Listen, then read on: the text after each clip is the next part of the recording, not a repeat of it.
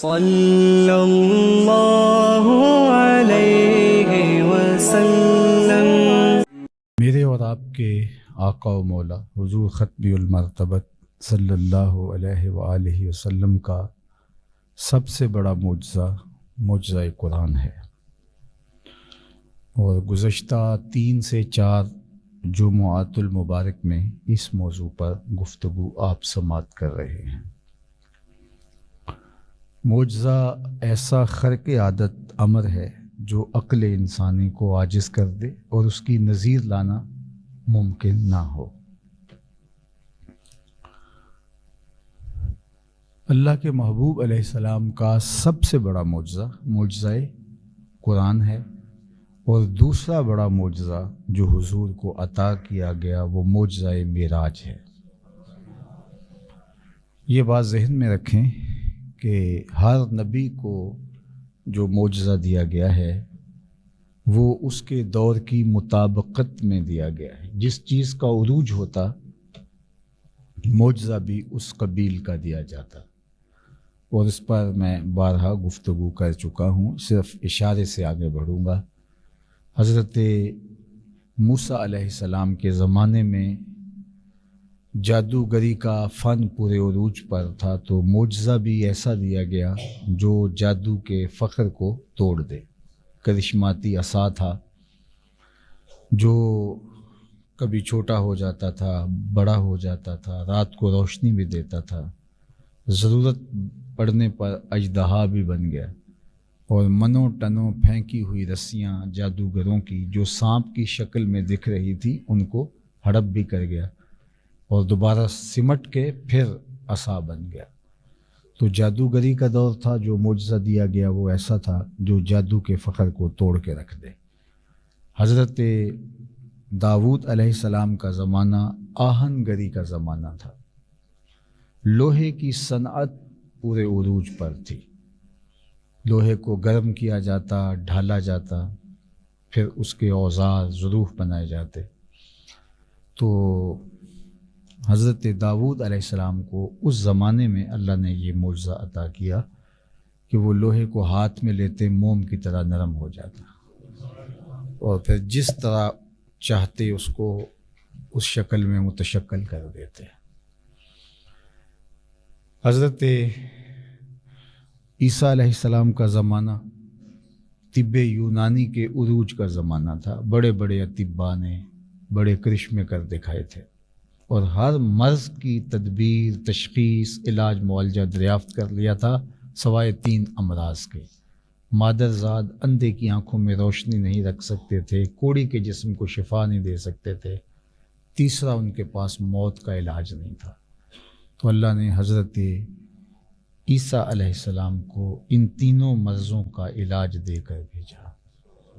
وہ کوڑی کے جسم پہ ہاتھ پھیرتے شفا ہوتی، نابینا کی آنکھوں پہ انگلیاں رکھتے روشنی اتر آتی، اور مردے کو ٹھوکر مارتے وہ اٹھ کے باتیں کرنے لگ جاتا، حتیٰ کہ مٹی کے پرندے بناتے اور پھر ان کو پھونک مارتے وہ پھڑ پھڑانے لگ جاتے۔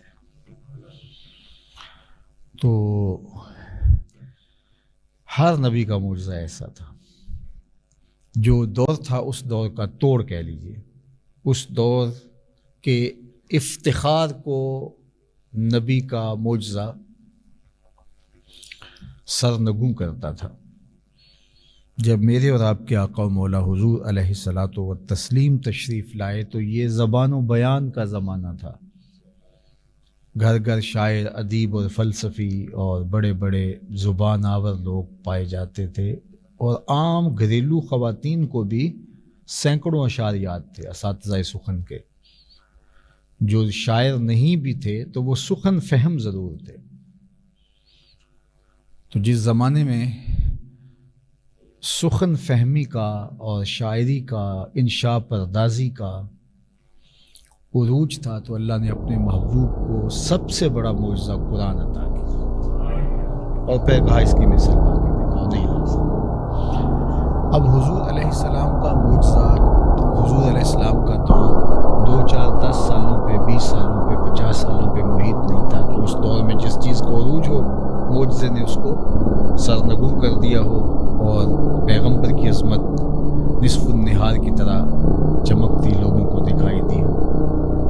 کا دور تو قیامت تک ہے، اور صرف زبان و بیان نے ہی عروج نہیں پانا تھا، مختلف ادوار میں مختلف چیزوں نے عروج پانا تھا۔ تو اس لیے حضور علیہ السلام کو معجزات بھی کئی دیے گئے۔ علماء نے جو تعداد لکھی ہے باقاعدہ کتب اس پر موجود ہیں معجزات النبی پر، وہ 1200 تعداد ہے، لیکن اس کے علاوہ بھی بہت سارے معجزات ہیں جو ضبط تحریر میں نہیں آئے۔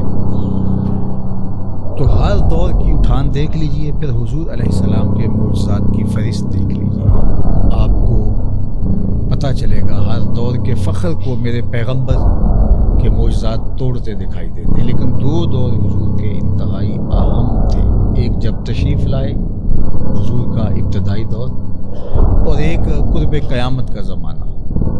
اپالو یازدم کے ذریعے سے لوگوں نے چاند پر جانے کی بات کرنی تھی، اور اس طرح انسان کے عروج اور ارتقاء کی کہانیاں دنیا کے سامنے آنی تھی۔ تو اللہ تعالیٰ نے اپنے محبوب کو دوسرا بڑا معجزہ معراج دیا کہ انسان ترقی کرتا ہوا چاند سے مریخ تک بھی پہنچ جائے، لیکن وہاں اس کا تصور بھی نہیں پہنچ سکتا جہاں میرے رسول کے قدم گئے۔ کوئی فلک تے رہ یار گیا، کوئی جا سدرہ تے ہار گیا، ایک کالیاں زلفاں والا سی جڑا عرش دویں لنگ پا گیا۔ ان رفعتوں تک پہنچے جو انہی کا مقصود تھا، بلکہ کوئی بھی مخلوق وہاں تک نہیں پہنچ سکی جہاں میرے حضور علیہ السلام پہنچے ہیں۔ یہ بشریت کا ارتقاء کہ تمام بشر پیچھے رہ گئے، لیکن حضور کا ارتقاء ایسا ہے کہ فرشتے بھی پیچھے رہ گئے۔ اللہ اکبر، فرشتے بھی پیچھے ہیں، اور حتیٰ کہ حاملین عرش بھی پیچھے رہ گئے، حضور آگے بڑھ گئے۔ فرشتوں کا سردار اور امام، مقتدا، بیت المعمور کا خطیب، ہر نبی کا صحابی، سید الملائکہ حضرت جبریل امین، جن کی عظمتوں کے کیا کہنے، طائر سدرہ نشین، وہ بھی سدرہ پہ جا کے ہاتھ جوڑ کے کھڑے ہو کے عرض گزار ہوتے ہیں، لو دنوت خطوۃ لہ ترکت، اگر میں ایک قدم بھی آگے بڑھوں تو جل کے راکھ ہو جاؤں۔ تجلیات کا وفور اتنا ہے، آگے جانا میرے بس کا روگ نہیں ہے۔ بدو گفت سالار بیت الحرام، کہ حاملے وہی برتر خرام، جو در دوستی مخلصم یافتی، انانم ز صحبت چرا تافتی۔ وہاں پہنچ کے حضور نے کہا، اے وہی لانے والے اب آنا آگے۔ بدو گفت سالار بیت الحرام، اے حاملے وہی برتر خرام، تو وہی اوپر سے لایا کرتا تھا، اب آنا چلتے ہیں اوپر۔ تو اس نے آگے سے کیا کہا، اگر یک سر منہ برتر پرم، فروغ تجلی بسوزت پرم، اگر میں ایک قدم بھی آگے بڑھوں تو تجلیات کے وفور سے میرے پر جل جائیں گے، آگے میں نہیں جا سکتا۔ پھر حضور علیہ السلام گئے، کہاں تک گئے جہاں کسی کا تخیل بھی نہیں پہنچ سکتا۔ اللہ اکبر۔ تو بشر بھی پیچھے رہ گئے اور نور بھی پیچھے رہ گئے، اور ہمارے مولوی صاحب نور بشر کے جھگڑے میں پڑے ہوئے ہیں، جبکہ بشر بھی پیچھے اور نور بھی پیچھے۔ وہ کسی نے کہا تھا، نور بشر دا جھگڑا چلیا، سدرہ تے جا کے گل مک گئی۔ اور میں کہتا ہوں سدرہ تو دور کی بات ہے، مسجد اقصیٰ میں بات ختم ہو گئی۔ نور بھی پیچھے کھڑا ہے، نوریوں کا امام بھی پیچھے کھڑا ہے، اور بشر بھی پیچھے کھڑے ہیں۔ وہاں سے بھی پیچھے آ جائیں، ام ہانی کے گھر میں ہی بات ختم ہو گئی۔ بشر تے چادر تان کے ستا، نور چمے پیا تلیاں۔ اللہ اکبر۔ جس دی خاطر سجیاں ہویاں نے عرش بری دیاں گلیاں۔ تو جبریل حضور کے قدم چوم رہے ہیں۔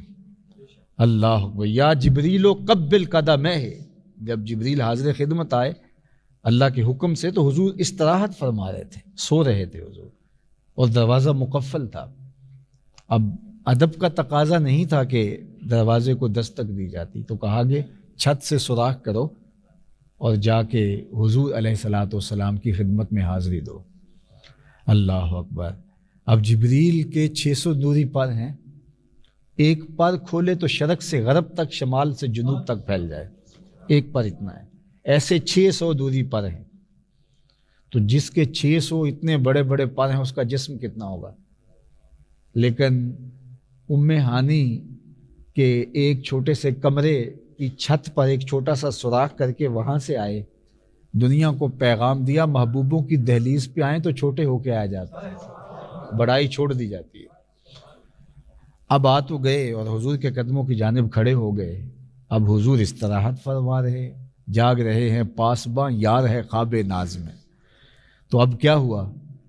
مالک تیرا محبوب تو سو رہا ہے، تو آواز ہے یا جبریلو قبل قدمہ، میرے محبوب کے قدم چوم لے۔ تیرے کافوری ہونٹ جب حضور کے قدموں پہ لگیں گے اور اس کی ٹھنڈک اور تراوت محسوس ہوگی تو حضور بیدار ہو جائیں گے۔ ویسے بھی محبوب کی آنکھیں ہی بند ہوتی ہیں، دل تو جاگ ہی رہا ہوتا ہے۔ تنام عینایا ولا ینام قلبی، میرا دل نہیں سوتا، میری آنکھیں سوتی ہیں۔ تو حضور آنکھیں کھول دیں گے، اللہ اکبر، اور وہ آنکھیں کھلیں گی تو کسی نے کہا تھا کہ آنکھیں کے باب حرم کھلا ہوا، آنکھیں کھلتی ہیں لگتا ہے جس طرح کعبے کا دروازہ کھل گیا ہے، اللہ اکبر۔ تو جبریل نے حضور کے مبارک قدموں پہ اپنے نورانی ہونٹ رکھ دیے، قبل قدمہ ہے۔ یہاں طلباء بھی موجود ہیں، یہ باب تفعیل ہے، تقبیل۔ تو قبل تفعیل کا ایک خاصا کثرت ماخذ ہے، اس کا مطلب یہ ہے کہ بار بار چوم، ایک بار نہیں، جب تک محبوب بیدار نہیں ہو تیرے ہونٹ حضور کے قدموں پہ رہنے چاہیے۔ قبل قدم ہے، بار بار حضور کے ہونٹ چومتا رہے۔ اب حضور علیہ السلام بیدار ہوئے اور جبریل حضور کے قدموں میں کھڑے ہیں، تو آقا کریم نے کہا کہ جبریل کیسے آنا تھا؟ وہ کہا آج وہی لے کر تو نہیں آیا اس طرح کی، لیکن رب کا میسج لے کر آیا، ان اللہ اشتاق الی لقائک یا رسول اللہ۔ پیارے محبوب، آپ کا رب آپ کا منتظر ہے، آپ کے دیدار کا مشتاق ہے، یہ لفظ ہے، ان اللہ اشتاق الی لقائک، آپ کے رب کو آپ کے دیدار کا اشتیاق ہے، اشتیاق سے ہی شوق نکلا ہے، آپ کے رب کو آپ کے دیدار کا شوق ہے، اور اس نے مجھے بھیجا ہے کہ جاؤ میرے محبوب کو لے کے آؤ۔ اللہ اکبر، تبارک اللہ، شان تیری تجھی کو زیبا ہے بے نیازی، کہیں پہ جوش لن ترانی، کہیں تقاضے وصال کے۔ ایک خود چل کے جاتا ہے، نالین اتار دیتا ہے طور آنے سے پہلے ہی، اور وادی مقدس میں کھڑے ہو کے کہتا ہے رب ارنی انظر الیک، مالک میں تجھے دیکھنا چاہتا ہوں، رب ارنی انظر الیک، میں تجھے دیکھنا چاہتا ہوں، اور خود طلب کر رہا ہے اور جھولی پھیلا کے اللہ کے دیدار کی خیرات مانگ رہا ہے۔ یہ جناب موسیٰ علیہ السلام ہے، اور جواب کیا آتا ہے؟ لن ترانی، اے موسیٰ تم مجھے نہیں دیکھ سکتے۔ اللہ اکبر، ایک خود چل کے جا رہا ہے شوق فراواں لیے ہوئے، اور نالین اتار کے کوہ طور پہ قرآن بتا رہا ہے، رب آرنی کا تقاضا کر رہا ہے، مالک مجھے شوق ہے میں تجھے دیکھوں۔ علماء نے کہا کہ جب کہہ دیا کہ لن ترانی تم نہیں دیکھ سکتے، تو حضرت موسیٰ پھر بھی کہہ رہے تھے کہ مالک میں تجھے دیکھنا چاہتا ہوں۔ تو یہ کیوں ایسا ہوا؟ تو کہا کہ اللہ کا کلام سنا تھا، تڑپ تھی، جس کے کلام میں اتنی لذت ہے، دیدار کا مزہ کیا ہوگا؟ تو کہا میں تجھے دیکھنا چاہتا ہوں۔ تو جواب کیا ہے؟ لن ترانی، تم نہیں دیکھ سکتے۔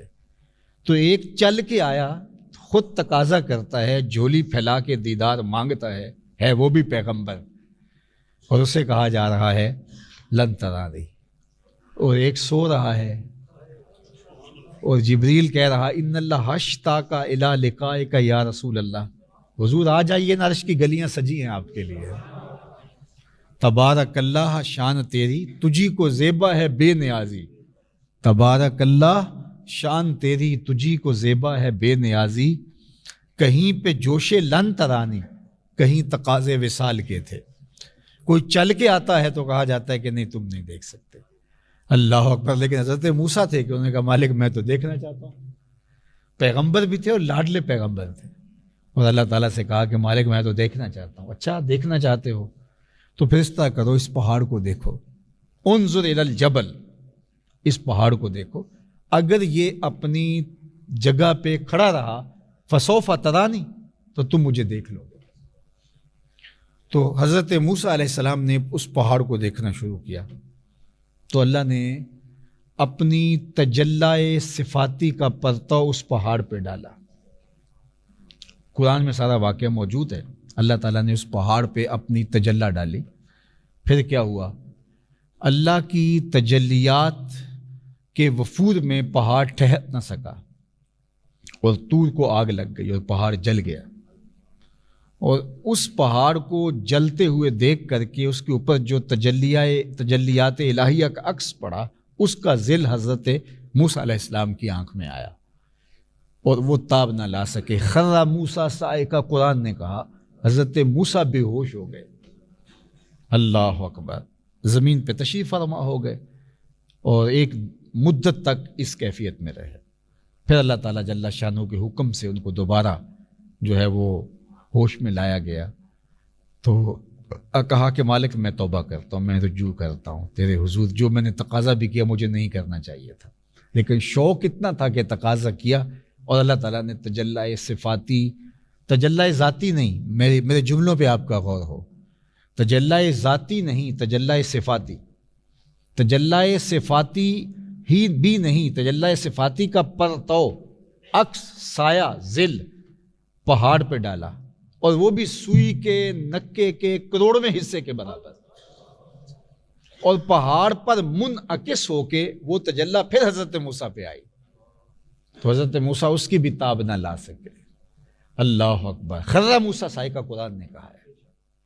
یہ تو منظر ادھر تھا، تجلی صفاتی، میرے ان جملوں پہ غور رہیں، ذہن میں رہیں، تجلی ذاتی نہیں، تجلی صفاتی، اور تجلی صفاتی بھی نہیں، اس کا پرتو، اس کا عکس، اس کا ذل، اس کا سایہ، اور وہ بھی سوئی کے ناکے کے کروڑویں حصے کے برابر، اور وہ بھی ڈائریکٹ حضرت موسیٰ کی آنکھوں میں نہیں، پہاڑ پہ منعکس ہو کر پھر جناب موسیٰ پہ آئی، اور اتنا شوق رکھنے کے باوجود حضرت موسیٰ علیہ السلام اس کی تاب، اور خر موسیٰ صاعقہ قرآن نے کہا نا۔ اب یہ تو ایک پہلو ہے اور یہ قرآن نے بتایا، اور دوسری جانب میرے حضور نے معراج کی شب کھلی آنکھوں سے، تجلی صفاتی نہیں ہے، تجلی ذاتی کو کھلی آنکھوں سے دیکھا، جی بھر کے دیکھا، بار بار دیکھا، 18,000 سالوں کے برابر کا عرصہ اس منظر میں رہے۔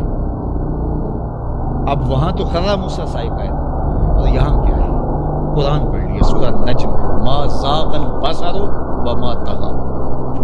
اللہ نے کہا محبوب نے آنکھ بھی نہیں جھپکی، ما زاغ البصر وما طغى، یعنی نہ تو آنکھ چندھیائی اور نہ حد ادب سے آگے بڑھی۔ ایک ہوتا ہے کہ جو ہے وہ بے باکی سے دیکھنا، وہ بھی نہیں، ادب تھا آنکھ میں، اور دوسرا یہ ہے کہ تجلیوں کے وفور سے آنکھ چندھیا جاتی ہے۔ دوپہر کے وقت سورج کی طرف دیکھیں تو چند سیکنڈ کے بعد آپ کی آنکھوں میں پانی اترنے لگے گا، آپ سورج کو نہیں دیکھ پائیں گے، حالانکہ یہ کتنے پردوں میں ہمارے تک پہنچ رہا ہے، لیکن اس سورج کے عکس کو بھی ہماری آنکھیں نہیں دیکھ سکتی۔ تو وہ جمال خدا کا کیا نور ہوگا۔ تو اللہ فرماتا ہے کہ ایک تو یہ تھا کہ آنکھ چندھیائی نہیں ہے، اور دوسرا یہ ہے کہ حد ادب سے آگے بڑھی بھی نہیں، ما زاغ البصر وما طغى۔ اللہ اکبر۔ اچھا سنیے، نہ حد ادب سے بڑھی اور نہ چندھیائی۔ یہ کون کہہ رہا ہے؟ اللہ خود کہہ رہا ہے، وہاں بھی اللہ خود کہہ رہا ہے، خر موسیٰ صاعقہ، یہ تاب نہیں لا سکا، اور دیکھو یہ بے ہوشی ہو گئی اور زمین پہ تشریف لے گئے۔ اور یہاں ہے کہ نہیں آنکھ بھی نہیں جھپکی۔ دنیا کے اوپر نظر نظارے کی تعریف کرتی ہے، منظر کی تعریف ناظر کرتا ہے، ہمیشہ ایسا ہوتا ہے۔ جب کوئی منظر آپ دیکھتے ہیں تو آپ آ کے بیان کرتے ہیں کیا منظر تھا۔ لوگ شمالی علاقہ جات میں جاتے ہیں، برف پوش وادیاں دیکھتے ہیں، لالا زار، جوئے بار، مرغ زار، کوہساروں کا سلسلہ، پھوٹتے جھرنے، بہتی ہوئی ندیاں، اور پل کھاتی ہوئی ندیاں، دریا، اور وہ پہاڑی حسن، اگے ہوئے درخت، لٹکتے ہوئے خوشے اور رنگ برنگے پھول۔ انسان بے ساختہ کہتا ہے یار کیا منظر تھا۔ تو ہمیشہ یہی ہوتا ہے کہ ناظر منظر کی تعریف کرتا ہے۔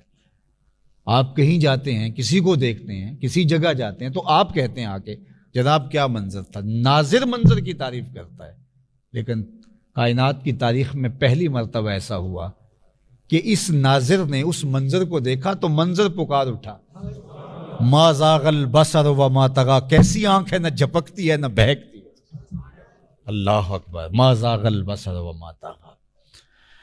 اچھا یہاں ایک بات اور عرض کروں اور اپنے مضمون کو سمیٹنے کی طرف جاؤں، آئندہ جمعۃ المبارک کو بھی انشاءاللہ اس پہ بات کریں گے، اور کل رات نماز عشاء کے بعد مرکز کے اندر بھی معراج النبی کانفرنس ہوں گی، وہاں بھی بات ہوگی۔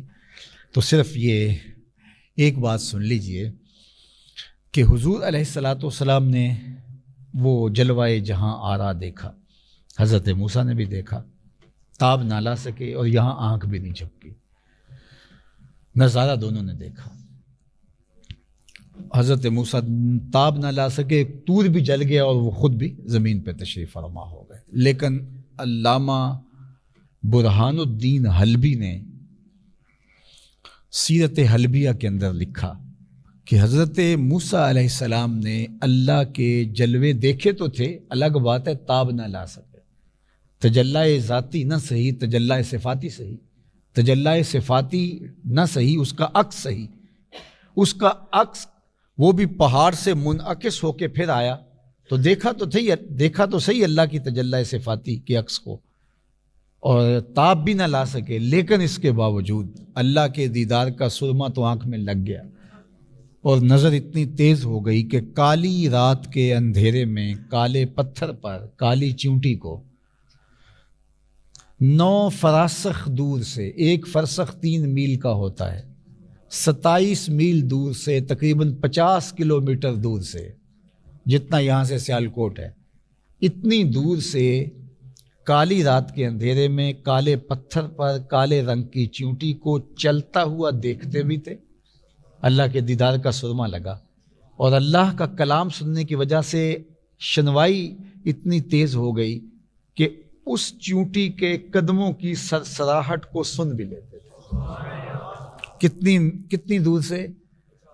9 فرسخ دور سے، 27 میل 50 کلومیٹر کے قریب فاصلے سے چیونٹی کو کالے پتھر پر رات کے اندھیرے میں شب دیجور کی ظلمتوں میں چلتا ہوا دیکھتے بھی تھے، اور اس کے قدموں کی سرسراہٹ سنتے بھی تھے۔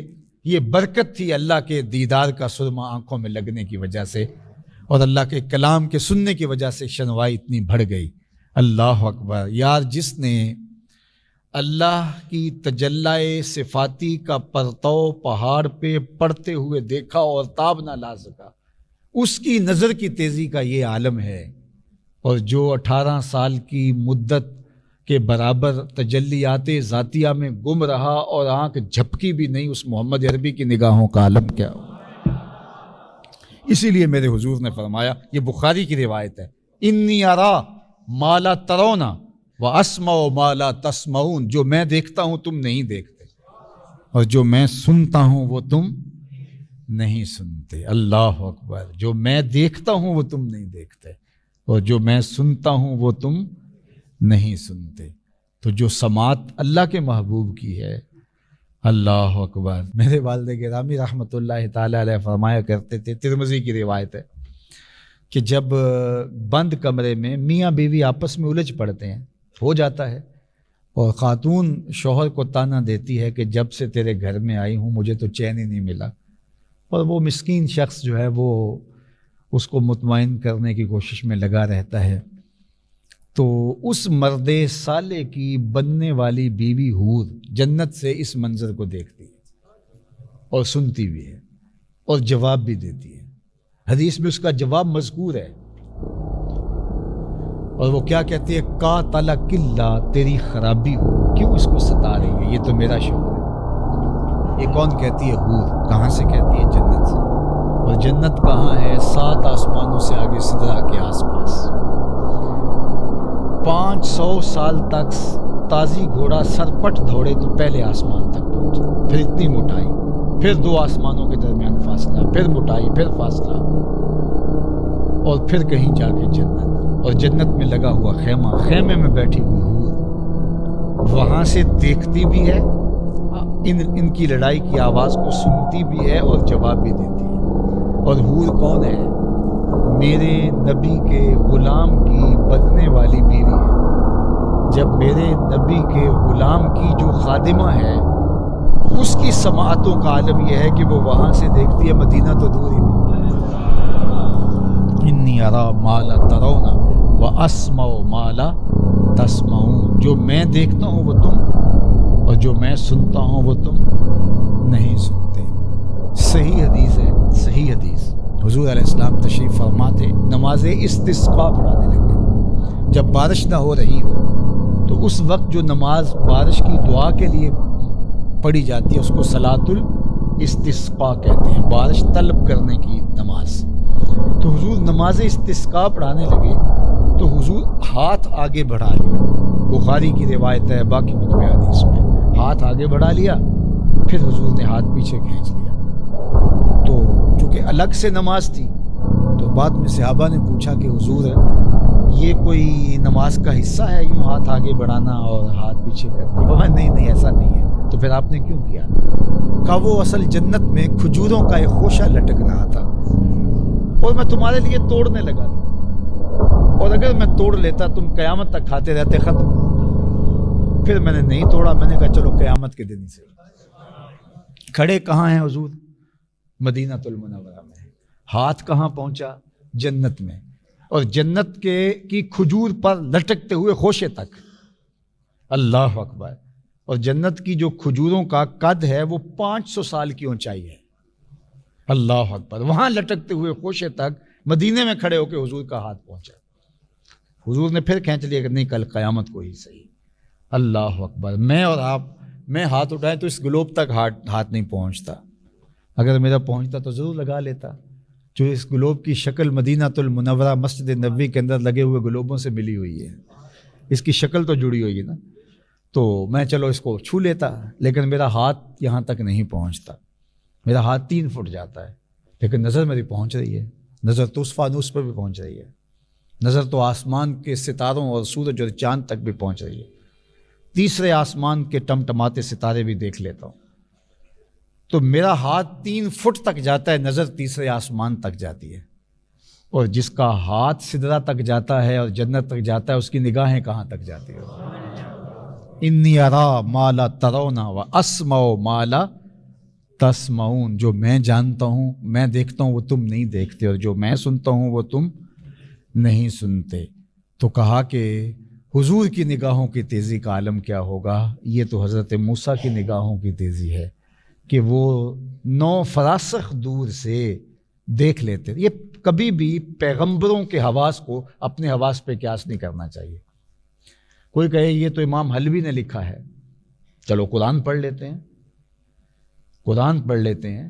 حضرت سلیمان کا لشکر آ رہا ہے اور چیونٹی نے 3 فرسخ دور سے 9 میل دور سے، کوئی 15-16 کلومیٹر دور سے، جتنا یہاں سے وزیر آباد لگا لیجیے، اتنی دور سے چیونٹی نے اپنی ہم جولیوں سے کہا جلدی جلدی بلوں میں داخل ہو جاؤ، اللہ کے نبی کا لشکر تمہیں کہیں کچل نہ ڈالے۔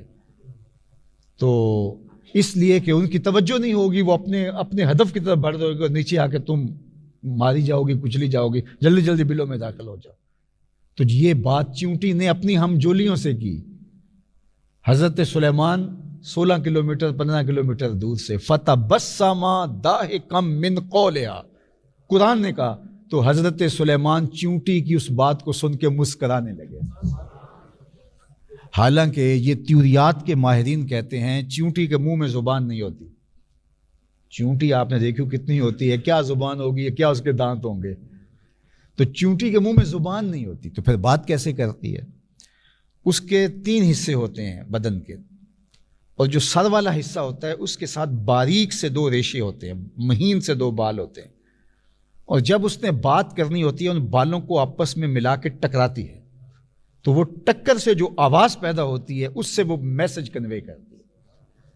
پیغمبر کی شان یہ ہے کہ وہ 16-17 کلومیٹر دور سے چیونٹی کے 2 بالوں کے ٹکرانے سے جو آواز پیدا ہوتی ہے وہ بھی جانتا ہے، سنتا ہے، اور جو اس سے مفہوم نکلتا ہے وہ بھی سمجھتا ہے۔ یہ میں نہیں یہ کہہ رہا، یہ قرآن کہہ رہا ہے، فتبسم ضاحکا من قولہا۔ اللہ اکبر، یہ پیغمبر کی شان ہے کہ وہ 3 فرسخ دور سے چونٹی کے بالوں کے ٹکرانے سے جو آواز پیدا ہوتی ہے اس کو سنتا بھی ہے اور اس مفہوم کو سمجھتا بھی ہے۔ اللہ اکبر۔ اور میں کس پیغمبر کی بات کر رہا ہوں؟ جو مسجد اقصی میں مقتدی بن کے تیرے پیغمبر کے پیچھے کھڑا تھا۔ میں اس مقتدی کی بات سنا رہا ہوں، مقتدا کی شان کا عالم کیا ہوگا؟ کوئی حد ہے ان کے عروج کی، بلغ العلا بکمال۔ صلی اللہ علیہ وسلم۔